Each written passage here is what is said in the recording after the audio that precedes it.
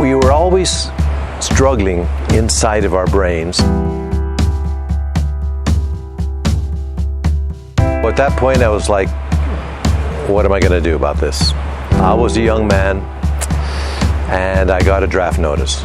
So in the early years, I had become very interested in dance. My first exposure to ballroom dancing was with my sister and her husband. And I was young and impressionable and very interested in what they did for a living. So I would go with them to these various venues and watch them dance. And I would go along and gladly, happy to do so, and play the music for them. That was my job. Dancing grew, and they worked with me. They taught me a little bit. They told me that I could also become a dance teacher. Barry and Cheryl Wrightson, very famous dancers. The thing I was going to do after that was talk to them and have them put me on the right path so I could become like Barry and Cheryl. And sure enough, he talked to me, and she talked to me and said, you know, first of all, you have to get a coach that can train you in competitive style if that's what you want to do. Then I did become interested in competitive dancing and sought training.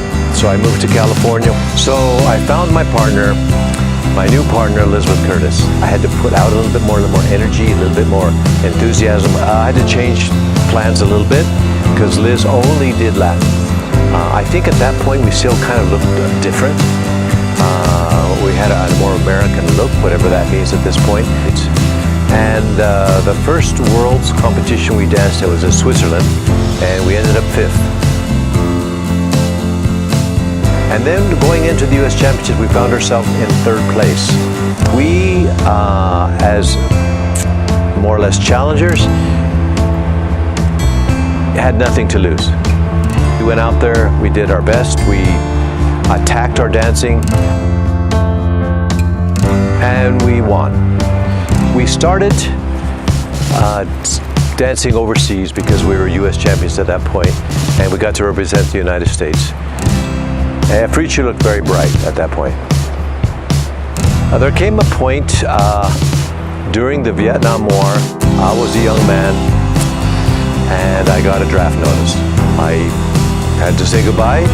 Told my friends, to my dance studio. I have a huge amount of gratitude to my partners who helped me get where I am today. A huge amount of gratitude to my coaches, and also just for being healthy, for having a body that was capable of doing certain things, dancing.